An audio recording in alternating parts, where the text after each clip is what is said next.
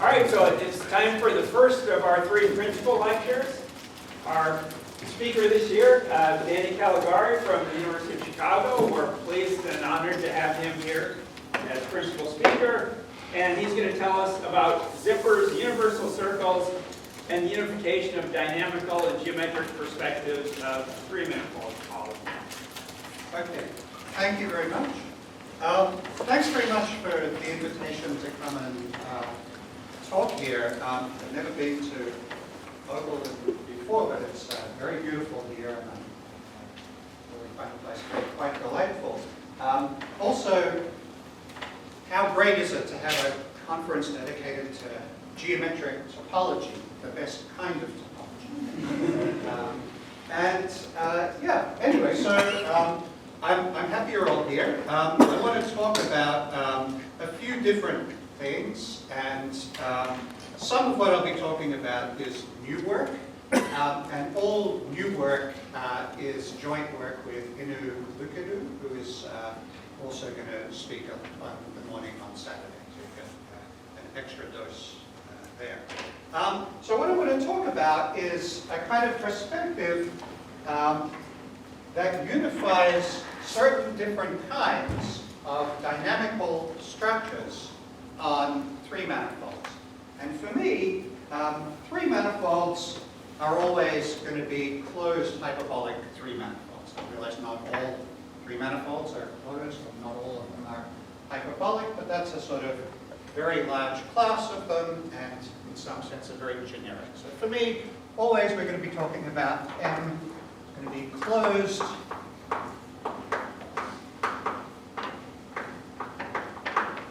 hyperbolic three-manifold. You could think of it as hyperbolic three-space in such a way that the fundamental group acts by isometries as the lattice of a discrete group of isometries of hyperbolic three-space. Another way of thinking about it is, well, the universal cover is sort of a ball. The action of pi1 extends to an action on the sphere, and the action on the sphere is a group of conformal symmetries of the sphere. So the most interesting aspect of the hyperbolicity for us will be the fact that you have this action of a group, pi1 of your three-manifold, acting conformally on a sphere. So I'll sort of say, universal cover, isometric to H3, pi1 of M acting H3, extends to a conformal action on the sphere of infinity. All right, and I want to talk about, as I say, certain kinds of dynamical structures on the underlying topological three-manifold. And these dynamical structures, for various different reasons, and the relation between these reasons is a little bit of a mystery, often admit a kind of reduction to a sort of a one-dimensional description, which is encapsulated in the action of the fundamental group on a circle. It's a so-called universal circle. So the kind of main idea is that many interesting sort of dynamical structures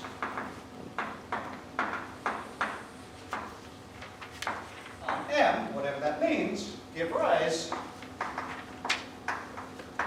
to a universal circle.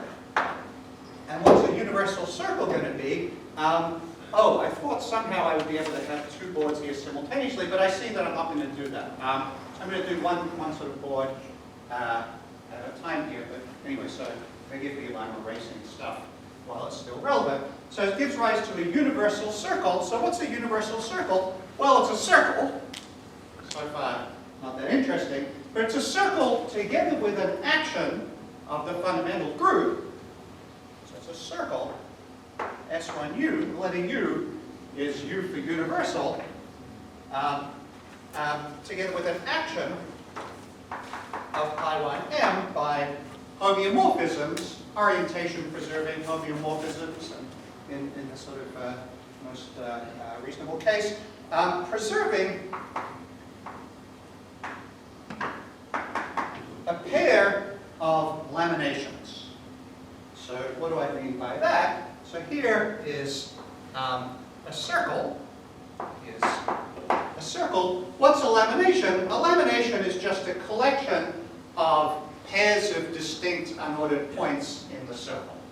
And since those are hard to draw, the way you draw it is, well, if I drew the circle, probably I drew it on a blackboard, which means that implicitly it's bounding a disk. And so if I have 2 points on the boundary of a circle, well, I can kind of encode those by kind of drawing a little chord in the disk. And I'm drawing it kind of a curved way because secretly everything is hyperbolic geometry to me. And so the key property of the lamination is it's a collection of pairs of points, chords, bounding chords in the disk, and the chords should not intersect. They shouldn't cross. They can have endpoints in common, if you like. You can have 2 different guys that have endpoints in common, but distinct chords can't cross. So you have, this is an example of a lamination. So here is, let's say, lambda plus. Lambda minus is a different lamination, and since it's hard to draw that in the same disk, I'm going to draw it, so to speak, on the outside, and sort of to emphasize that it's sort of, it can have chords which, if I did draw them in the interior, would overlap the chords of lambda minus. Anyway, so just a little picture like this, something like this. Collection, and a group acts by homeomorphisms on the circle, permutes the set of pairs of distinct points, that leaves this collection of things invariant. And you have, that's what we mean by saying that these laminations are invariant. So you could say that this collection of pairs of points is closed in the space of distinct pairs of distinct pairs of points, or not. It doesn't really matter. Taking the closure of any invariant collection is, if none of these guys intersect transversely, then the things in the closure won't intersect transversely. I leave that up to you. At the end of the day, all you really need to do is to find a sort of a single leaf, a single pair of points with the property that it translates under the group none of them are cross-transversal. And the closure of that set would be a lamination. But anyways, so here's your circle, here's your pair of laminations, and the idea is pi1 acts on this. And this structure somehow has something interesting to do with an interesting dynamical structure on the underlying 3-manifold M. And the key point is that there are lots of examples. So lots of interesting structures on M give rise to this kind of picture. And so I want a kind of a non-exhaustive list. So examples of structures giving rise to universal circles. So, non-exhaustive list. Well, M might have the structure of a surface bundle over the circle. So M might fiber over the circle. These shouldn't be thought of as disjoint examples. Some of them generalize others. Another example is that M admits a taut foliation.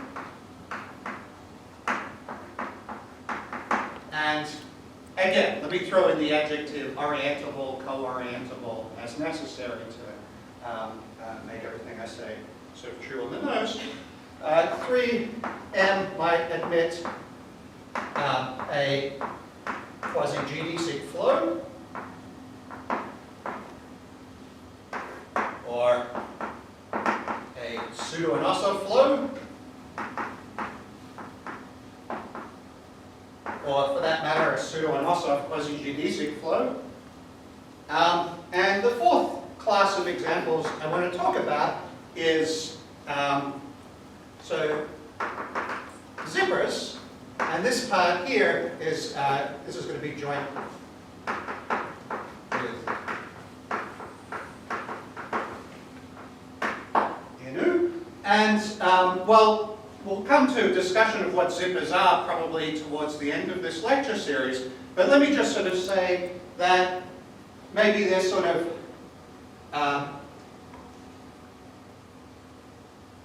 other interesting examples that give rise to zippers. So here there's sort of examples of certain kinds of functions on your group, what are called uniform quasimorphisms, or other algebraic structures, uniform left orders.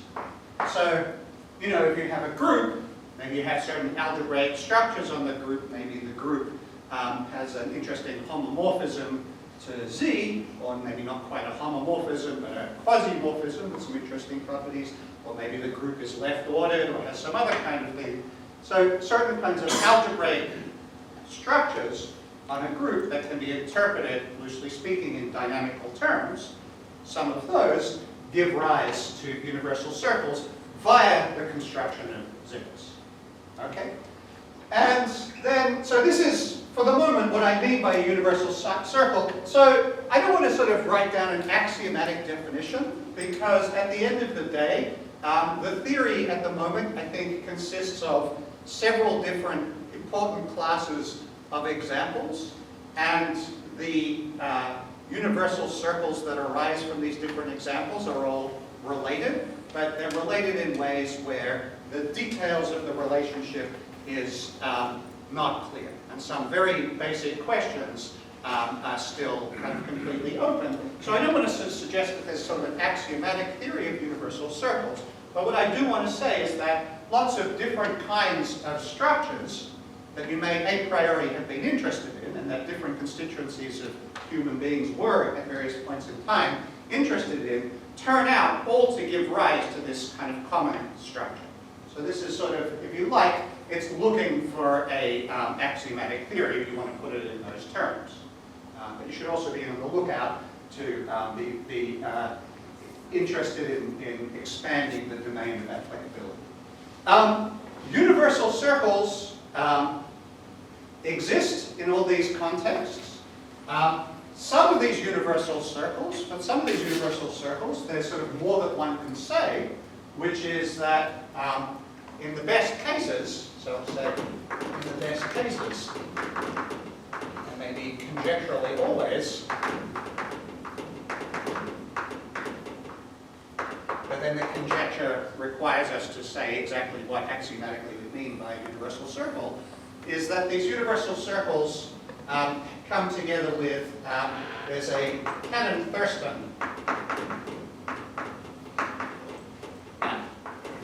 which is the following. So if I have a circle, which I do here, I can think of that circle as living inside a sphere. So here's my universal circle. I can just put it topologically inside a sphere, and I can put sort of one of these laminations on the top of the sphere, on the top hemisphere.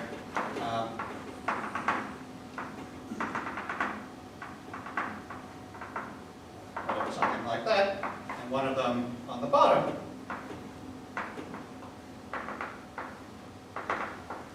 Something like that. And this is going to define a decomposition of the topological two-sphere. The decomposition elements, roughly speaking, are going to be the chords in either lamination and the transfer, the complementary domains, or the closures of the complementary domains as sort of necessary.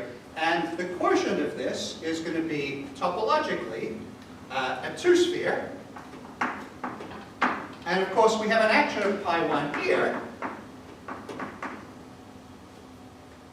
And so, since everything is completely equivariant, we get an action of pi1 here. And the net result is supposed to be that this quotient action of pi1 on this topological sphere should recover the action of pi1 on the conformal sphere at infinity of hyperbolic free space associated to the hyperbolic structure on M. So this should be, this is the action coming from the hyperbolic structure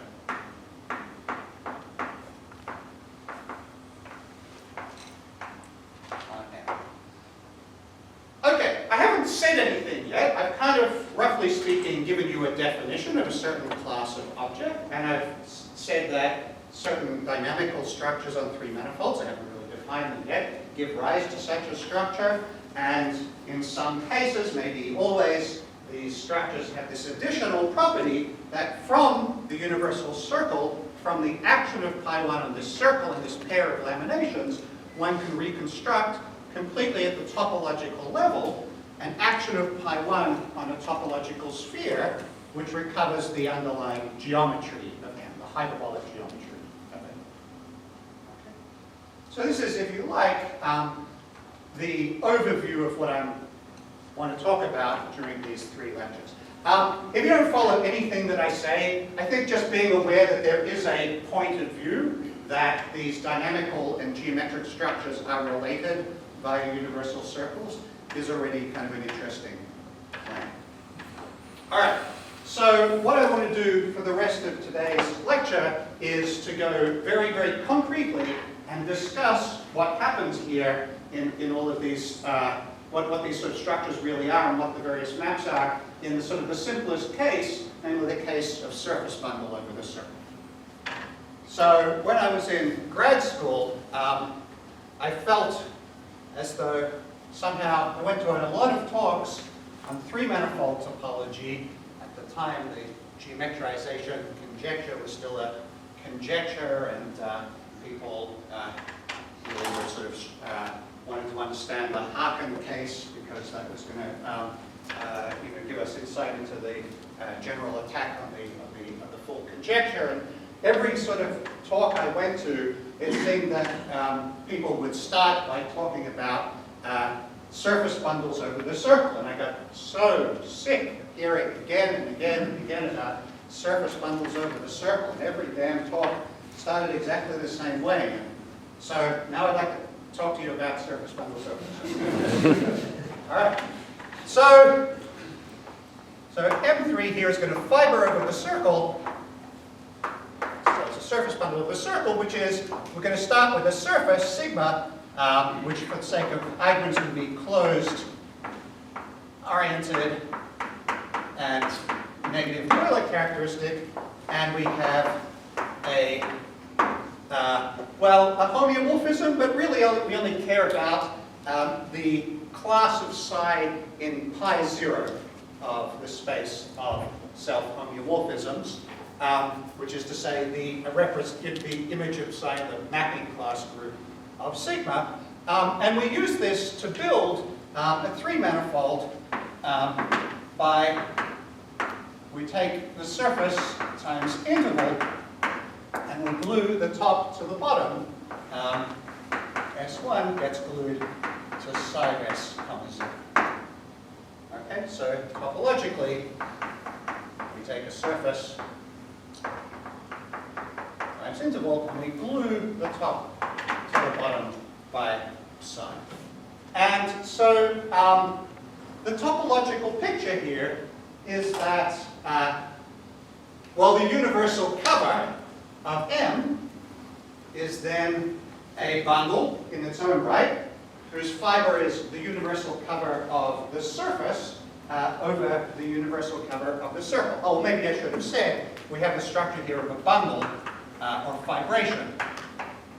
So it's a fibration. So M fibers over the circle with fibers copy of the surface, and topologically we could draw this maybe, so I glue the top to the bottom by this automorphism psi, we get a picture that looks a little bit like this, and there's a kind of a map to the circle, and the pre-image of any given point in the circle is one of these fibers. And we go around the circle, we come back, these fibers sweep out the three-manifold, and they come back by this automorphism psi, or at least the isotopic class of the automorphism psi.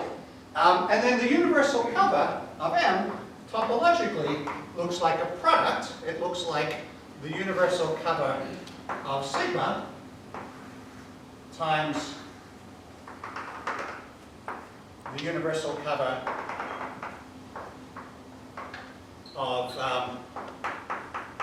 the circle, which is R.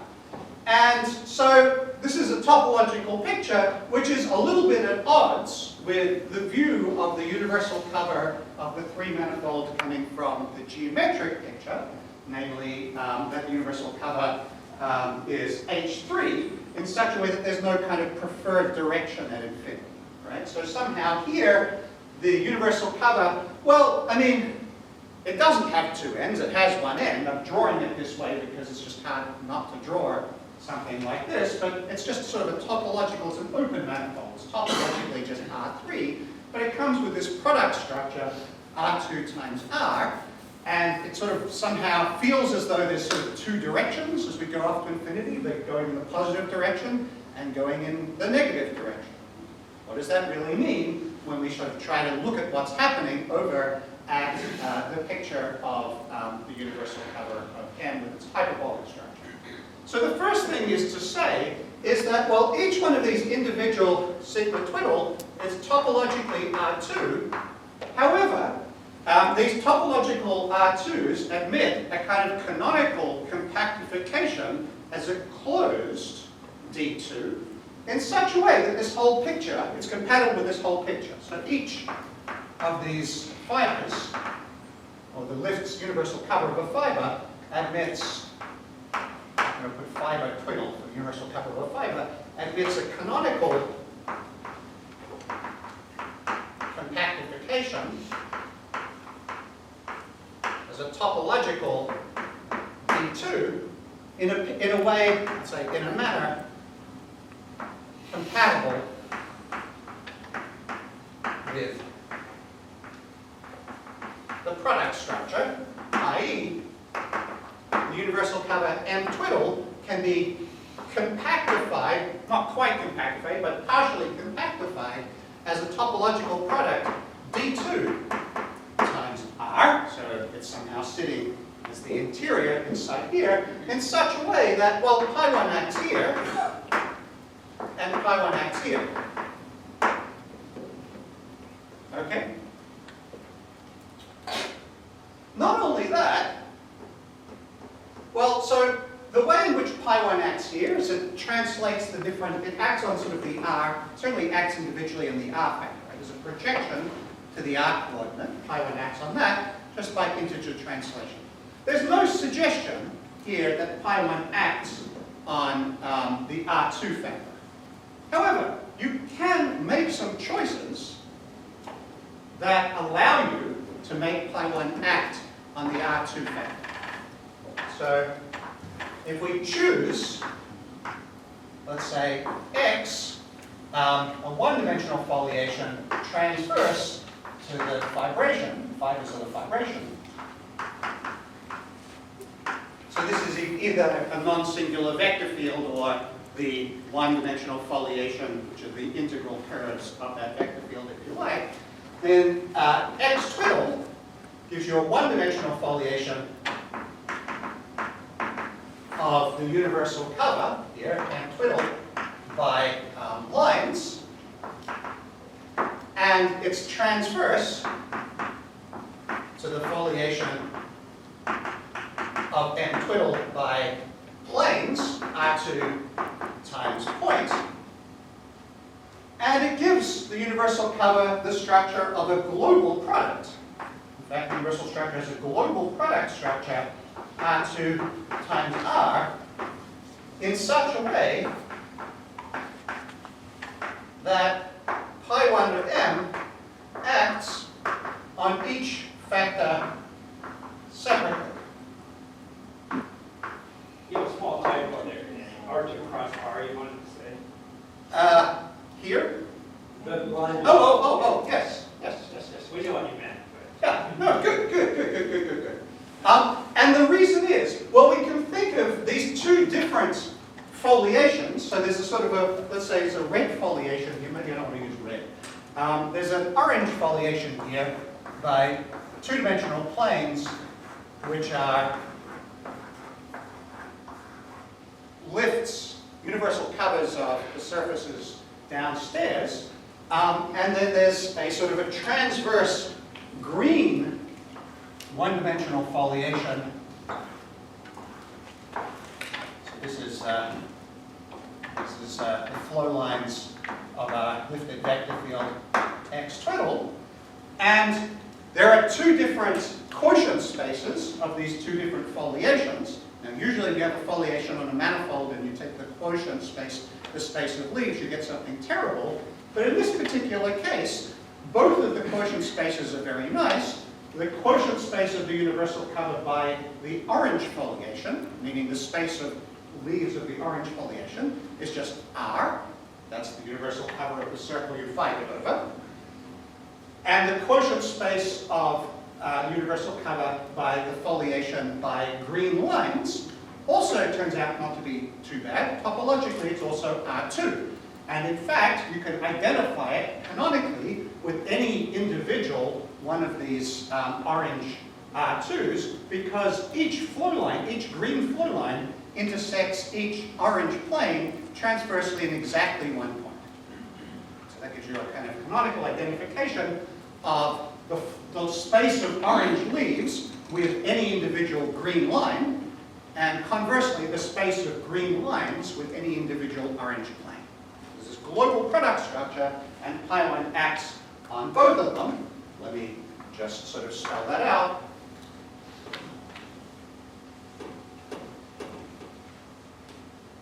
For the sake of argument, I'm going to call F here is a foliation by surface fibers, and F twiddle in the universal cover, foliation by these planes, which are preimages, components of preimages of fibers downstairs. Okay? And so, let's say the leaf space of F twiddle is L, which is homeomorphic to R. The leaf space of X twiddle is, let's call it P, which is homeomorphic to R2. And of course, pi1 preserves or permutes the leaves of the foliation and therefore acts on these quotient spaces.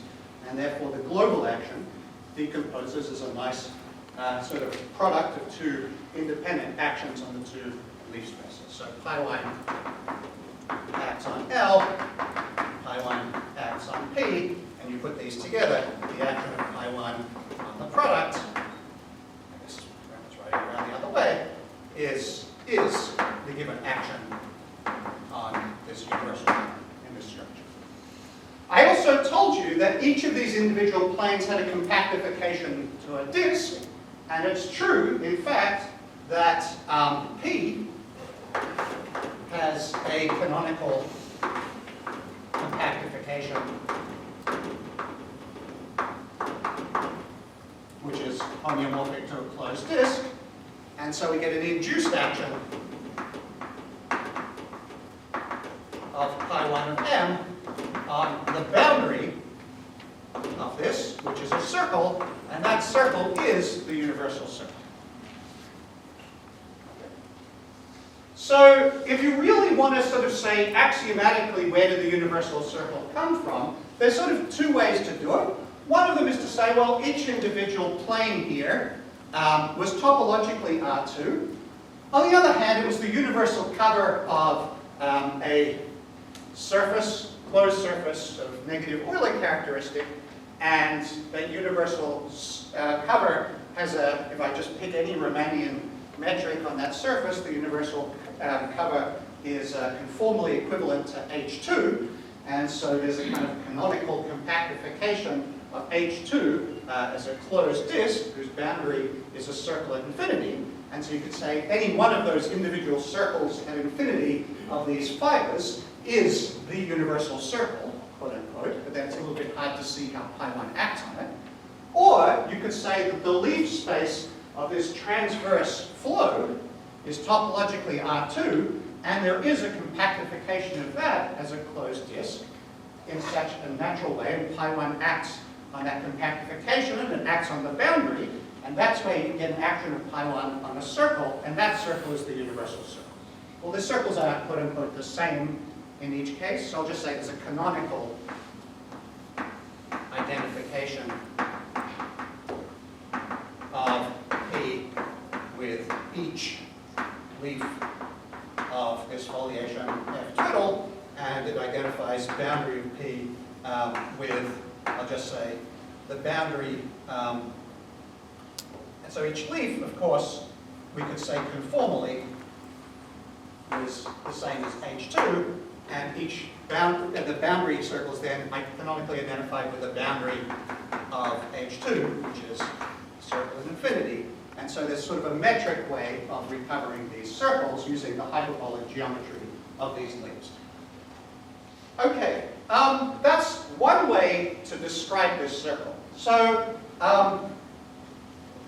you know, when I was a grad student, my attitude was there was something I wanted to prove, and I proved it, or I didn't, or someone else proved it, and it was proved, or disproved, or whatever. Great, move on to the next question.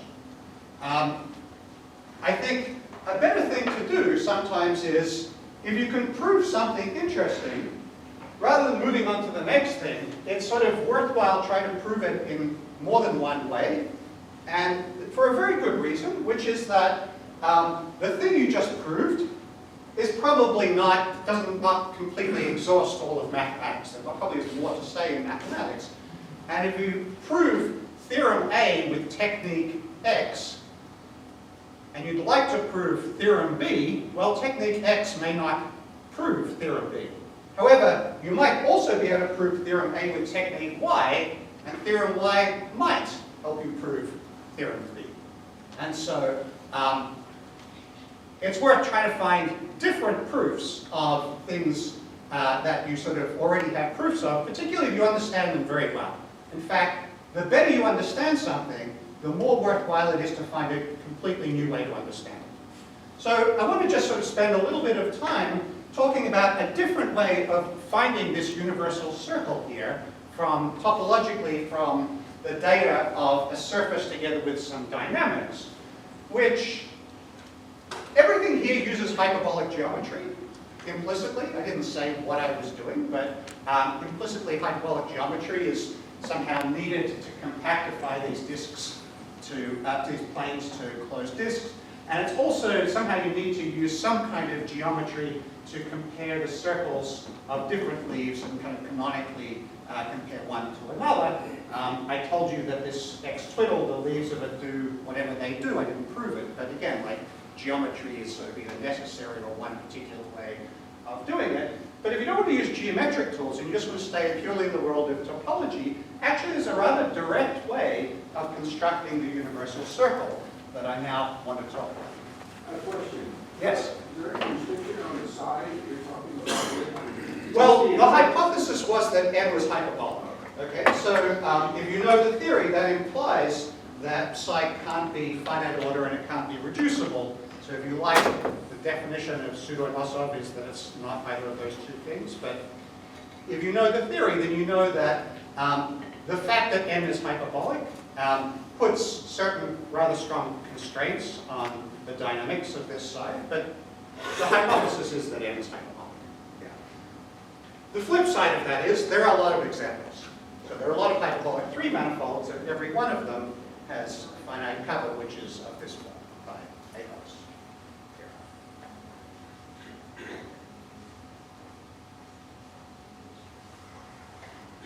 So we have a surface, and we have a homeomorphism of the surface.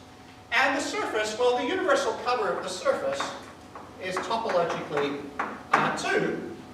And so, well, what we can do is we can in fact look at the surface, and we can look at the collection of, so psi here is a representative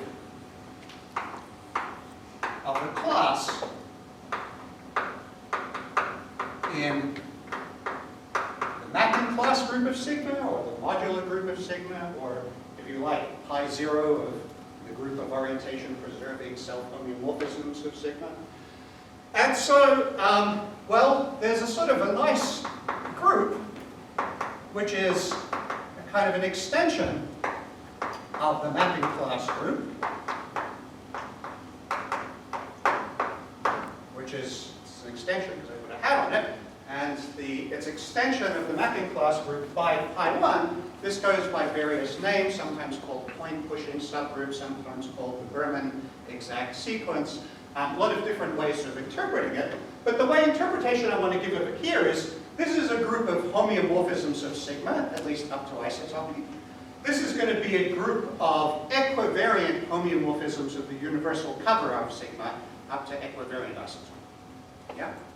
So this is the group of homeos of sigma up to isotopy, and I guess I should say orientation preserving homeos.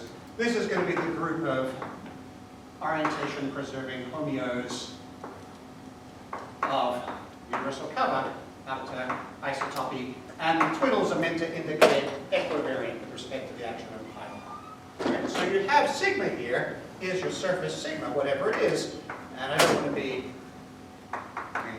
here's sigma, and then the universal cover of sigma.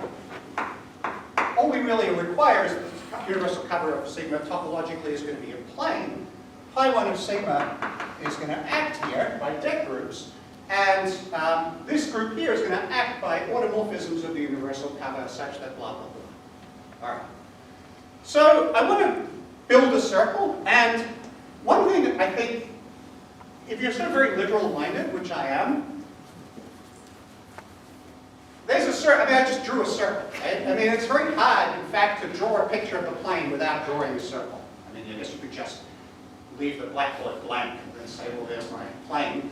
But, you know, planes want to be compactified by circles. And so almost anything that you do ends up finding a circle. And so the way we're going to find this universal circle is we're going to find some points in the universal circle.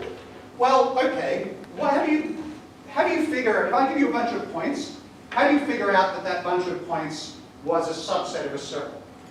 That's sort of tantamount to finding what's called a circular order on those points. So circular order on a collection of points is just the following thing. If I give you 3 of those points, I have to tell you whether those 3 points in that order appear in the anti-clockwise order in the circle or the clockwise order in the circle. Okay? And that's not enough. There's one more condition, sometimes called the co-cycle condition, which says if I give you a 4-tuple of points, the circular order on this collection of 3 tuples, which are the subsets of that 4-element set obtained by removing one of them, have to be compatible. So a circular order on a set is just a circular order on 3 tuples, which is compatible on 4 tuples. And then if you have a set which is not too big, like it's maybe, for instance, countable, like maybe it's a finite collection of pi1 orbits or something like that, then you can kind of put that data inside a circle in a more or less canonical way. I don't want to go into the details of that, but that's sort of the idea. So what we want to do is, I want to find some points at infinity that come with a kind of canonical circular order. And what do I have at my disposal? I have the topology of the plane, the oriented plane. And, well, the oriented plane lets me circularly order the following thing. If I have, let's say, 3 proper rays in the plane,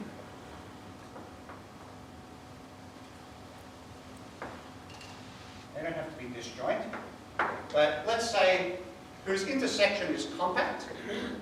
So 3 proper rays in the plane whose intersection is compact have a canonical circular order, which is, well, let's take a compact subset that contains all their intersection, a compact disk which contains all their intersection, and let's look at the last time those 3 points exit that compact set.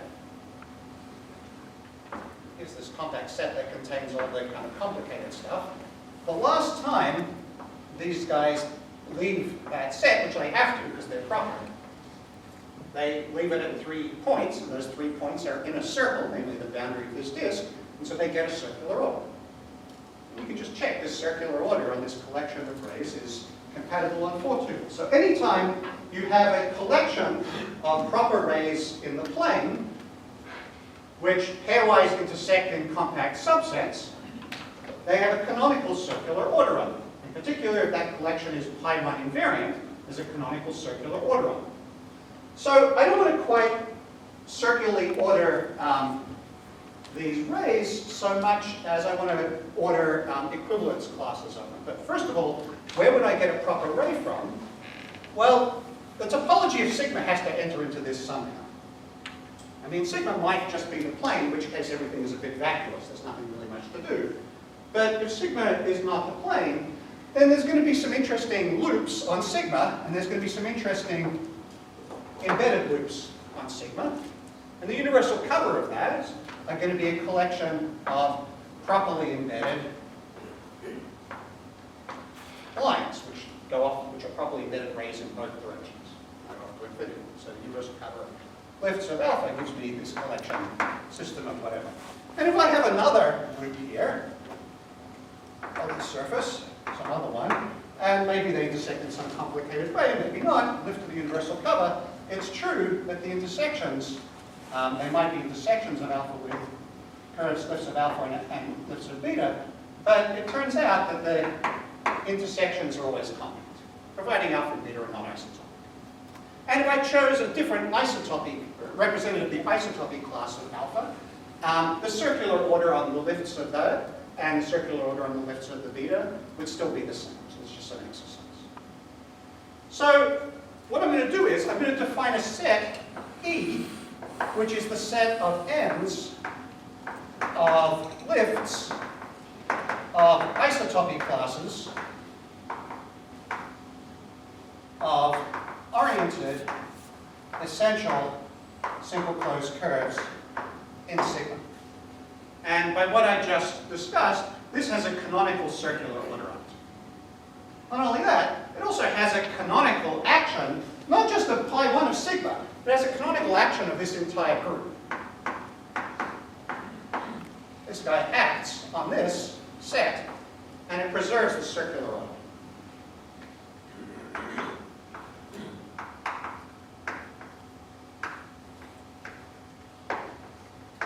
And then you can kind of embed the circularly ordered set canonically, so to speak, in the circle, take closures, blow down gaps, blah, blah. You get a canonical action of this group on the circle.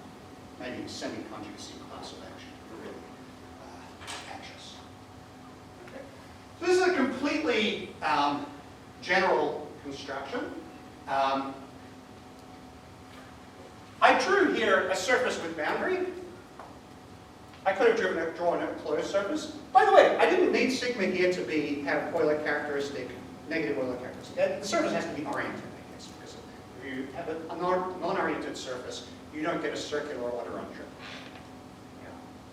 Yeah. You could still construct a circle, but the action of the group on it wouldn't necessarily preserve the orientation.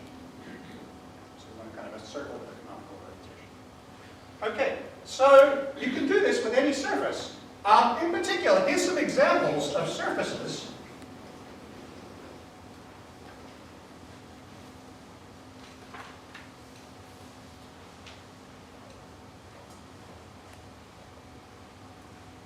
So here's some examples where you might want to apply this. Well, we could look at the case where sigma Euler, this is closed with negative Euler characteristic, and we have pi1 sigma maps to pi1 m maps to z. This is a hyperbolic 3-manifold fibering over the circle. We could think of this exact sequence as being kind of included in the exact sequence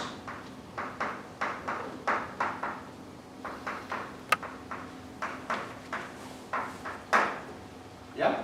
So, well, I'm giving you an action of this entire group on a circle, so it certainly restricts to give you an action of this group on a circle. Yeah. So, this action of mod sigma on S1 restricts to an action of pi1m on a circle, which is basically the universal circle. It's basically the universal circle. This is one. Here's another example. So we could take sigma to be the torus. And we could take, well, okay, so what's the mod sigma then? It's SL2Z. Well, so you have to be a little bit careful here what the Berman exact sequence says in that case. But leave it up to sort of an exercise for you. So here's a question. What is the action of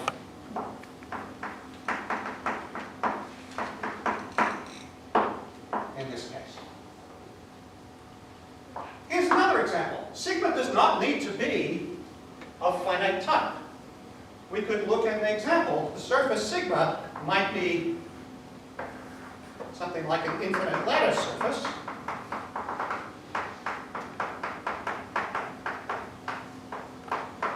Something like this. And our automorphism psi, just let's pick a specific psi here, which is just looks like a shift. So psi equals shift out towards the left, just shifts along by 1 unit. Psi equals shift out towards the right, but in the middle, psi is complicated here.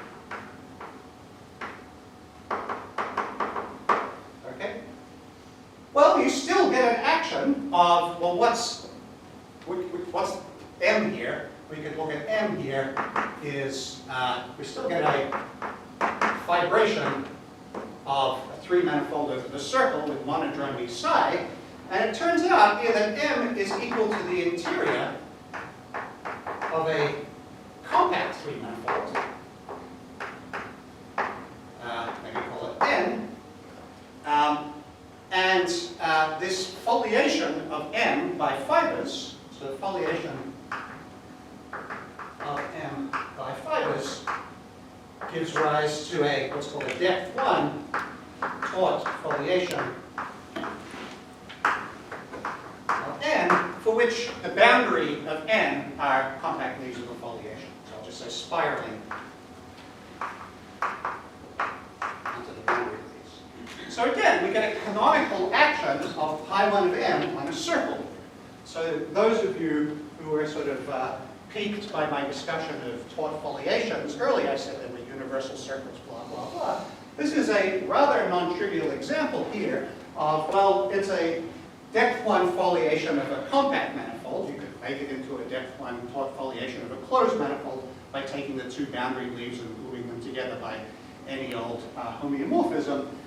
And typically that would be a hyperbolic 3-manifold with a depth 1 taut foliation, and there would be a universal circle associated to it. Well, I basically just described to you how to build the universal circle together with a kind of canonical action. And there's some work. This is I know I started a little bit late, but I don't want to go very far over. So this is sort of, so to speak, where the circle comes from. Where do the laminations come from? So there's sort of a direct construction of these laminations. Again, using sort of hyperbolic geometry, we could use, talk about the Thurston compactification of Teichmuller space and projected measured laminations and blah, blah, blah. But in fact, there's a kind of a topological way. If we already know that the manifold M is a hyperbolic 3-manifold, then it's actually sort of a topological way to recover these laminations directly from the Cannon-Thurston map. Knowing that there is a Cannon-Thurston map is, of course, the hard work, but if you happen to know that there is, then there's a kind of way of recovering the laminations from that. So where are the laminations in this picture? So let's assume there is a Cannon-Thurston map. What was the Cannon-Thurston map? Well, we had our universal circle, and we had a surjective map onto the sphere at infinity. So this is, and not only it's surjective, but it's pi 1 equivariant. Okay, so already this is like a little bit exciting. We've got a sphere filling map. We've got a surjective map from a circle to the sphere, for a circle to S2. Not only that, but we've got an action of quite a complicated group on both sides, and the sphere-filling map is equivariant with respect to these group actions. This is not the whole story. What I feel is the most important element of the story here is not the fact that the map to the circle to the sphere is surjective. What's most important in my mind is that it can be approximated by embeddings. So this is a surjective map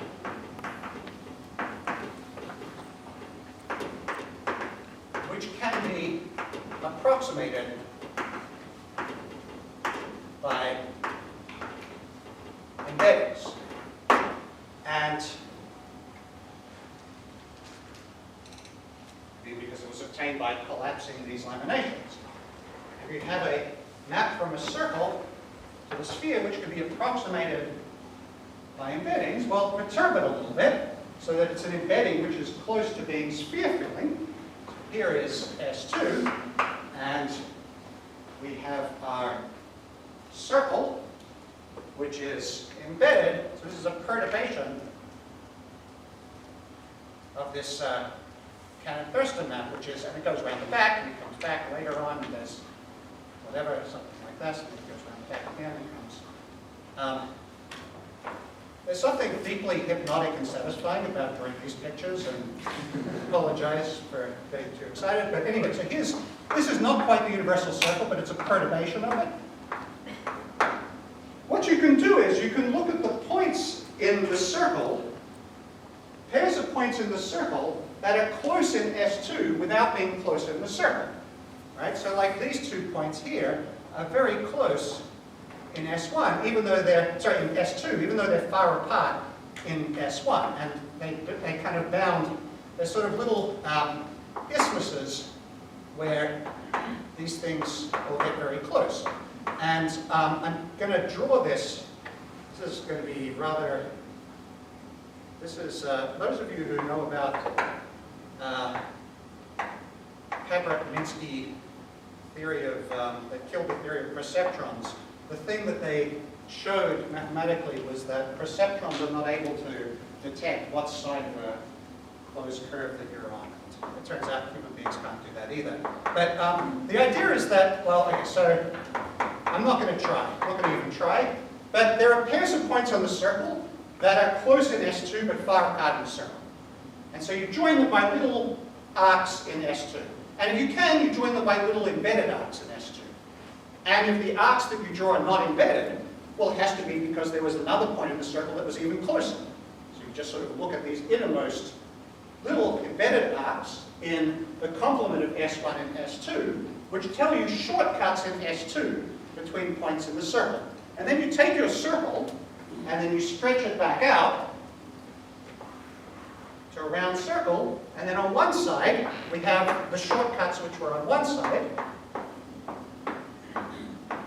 and on the other side, we have the shortcuts which were short sort of on the other side,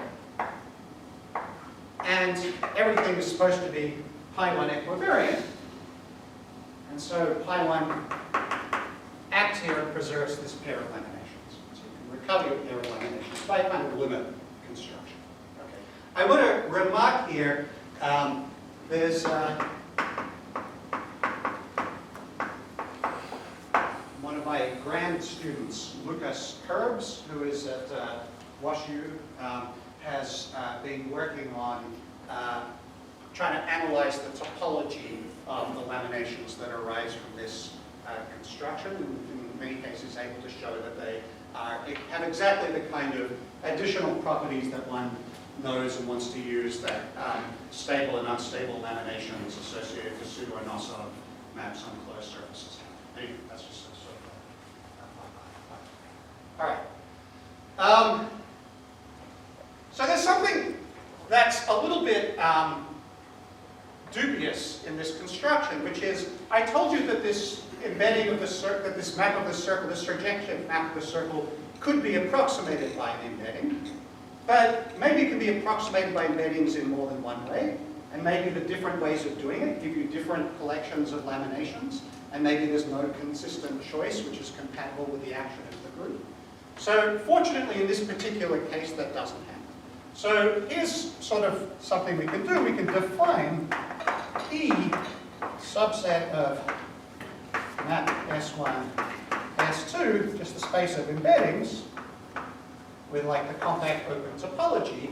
And then we want to look at kind of a closure of this, maybe not in all maps, but let's look at the maps with the property that they're not locally constant on at any point, so nowhere locally constant. I don't know how to indicate that. Maybe I'll put a little prime here. So the closure in that space, and here's the space E, and here's the boundary of it. So, but it might be the case that, you know, the space E comes around and comes back and bumps itself. So here would be a bad thing if there's a map in the boundary which is to be approximated by embeddings in two fundamentally different ones. This can certainly happen. There are certainly bad places of self-bumping in the boundary of this space. However, theorem, I'm not even going to write it on the board, in this context, in the context of the universal circles for which one knows that there is a Cannon-Thurston map, it turns out that that point in the boundary of this space is not a point of self-bumping. So you can kind of perturb it into E in a kind of canonical way, at least up to enough topological uniqueness to recover these pair of laminations. So you could really read off the laminations directly from the sphere-filling map together with the action of Python. All right, where do zippers enter into this story? Well, we took this embedded circle in the plane, and we cut this in the sphere. We cut the sphere along it. The Jordan curve theorem would tell us that we would get a pair of disks, one on either side. Zippers are what happen when you try to cut the sphere open along this surjective Cannon-Thurston piano S1. So you have this sphere-filling map, S1 that fills the sphere. However, it can be sort of somehow approximated by embeddings. You cut open along it, and the sphere falls open into, well, what? Some kind of pair of topological arteries, and these pair of topological arteries are basically zippers. So I'm going to give a definition, and that will be the end of this talk.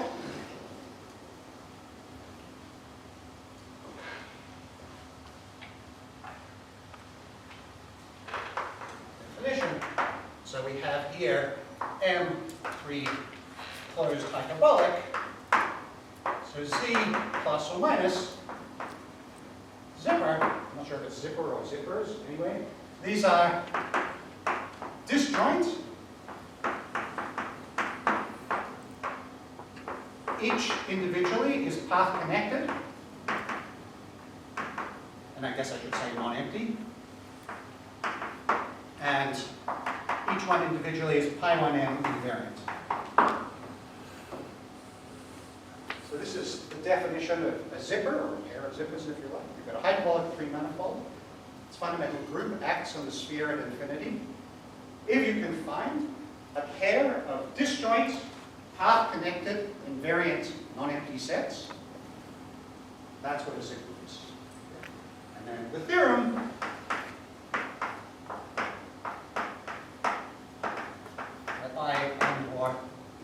we'll talk about more later in this conference is that zippers give rise to a universal circle. And so this is part one.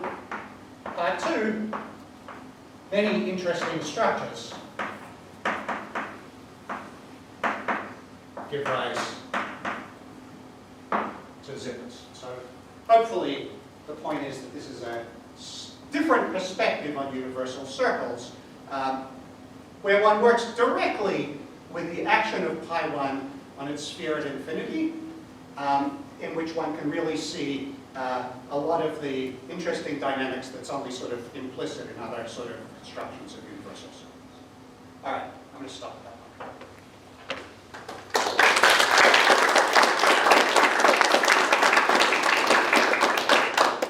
So the assumption is that Z plus and Z minus are subsets.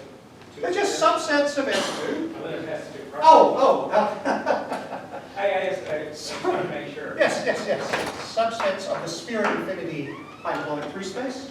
Yeah, disjoint, path-connected, non-empty, and invariant. That's it. Locally connected? Well, I mean, if you want to think of them, you can put a topology on them in which they're just increasing union of finite truths.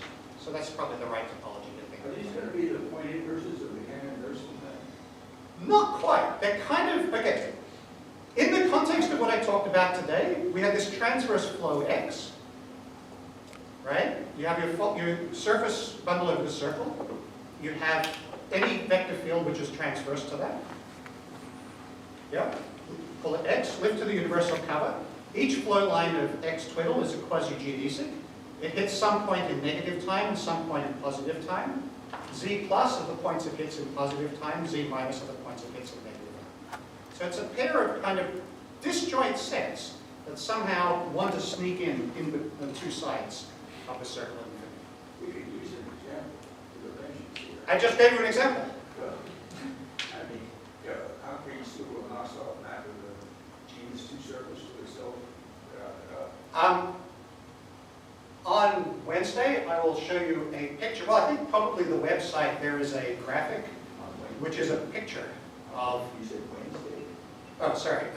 Wednesday meaning the third day, Saturday. I believe somewhere on the website of this conference, or maybe a poster or something like that, there's a picture of a two-sphere with a red set and a blue set in it, which are half connected and disjoint and group invariant under the group which is orthofold filling on the figure 8 non-complement.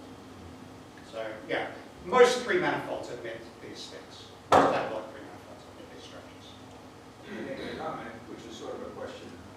My understanding of Cannon-Thurston maps is that they are maps of topologists since the 20s have known and loved, namely cell-like compositions of the two-sphere, which was shown in the 20s or sometime back then are limits of homeomorphisms. It's the introduction of shrinking theory that we all know and love, at least those of us who go back to the 50s and 60s. One thing you want to know is exactly what the point inverses of the Cannon-Thurston map. You say that limits of trees somehow. These zippers are not point inverses. They're not. They're not. Well, we're going to understand at some point, ideally, what the point inverses are of the Cannon-Thurston map. But I think those are exactly the leaves and the complementary regions in the stable unstable laminations. yeah, I wonder. I believe that's exactly what they are. Yeah, just the individual half arcs. Or, no, Individual arcs, except some of them are boundaries of finite-sided ideal polygons, and the entire polygon is a point of image in that case. Yeah. Anyway, learn more Cannon-Thurston theory. No, I think, okay, so I think Bob's comment is extremely to the point, and what I think is sort of very interesting about these examples is there's this mixture of this sort of fundamental geometric topology together with a rather surprising fact that it can be done equivariantly with respect to some very interesting and concrete groups, namely these lattices in BSL2C. And I think that weird mixture of somehow very, very explicit groups together with these very extremely well-behaved examples of these decomposition spaces, I think gives a lot of, lets you just directly construct a lot of interesting things. Yeah, yeah, go ahead. How do we know that the two perspectives give you this universal circle? In which particular case? The picture using like the singular order of the... Oh yeah. I mean, you need to prove the theorem. I don't mean to suggest that it's either axiomatic or obvious. In this particular case, it's true. What I think is lacking is precisely a sort of an axiomatic theory of universal circles, and what I think are some very hard problems, which some people have made some interesting progress towards recently. Forgotten names, maybe I'll remember, or to make a note to mention them tomorrow, in a context in which you have maybe two different dynamical structures, like a taut foliation and a pseudo-Anosov flow. Each one gives you, well, at least one universal circle, possibly lots of other ones. Are they the same? Are they different? How many choices do you have? Are the collection of all possible choices parameterized by a topological space, which itself is reasonably simple and explicit to describe, and so on and so forth. One piece of information that goes towards that is there's a construction of a universal circle associated to a quasigeodesic flow, and there's a universal circle associated to a pseudo-Anosov flow. So in some unpublished work, my former student Stephen Frankel, I believe, has managed to show that the inclusion of quasigeodesic pseudo-Anosov flows into all quasigeodesic flows is somehow a weak equivalence if one's a little bit careful to set things up homotopically speaking, and the circles are associated to the components. Yeah. When you say they're the same universal circle, is this some equivariant map between them? Well, I mean, you just have a circle together with an action of pi1 on it, preserving a pair of laminations. That structure typically has no outer automorphisms. So the only automorphisms it has are just the conjugation by elements of pi1. So if it's the same, it's sort of canonically the same. All right, other questions? All right, let's thank Danny again. We begin again at 1:35 this afternoon.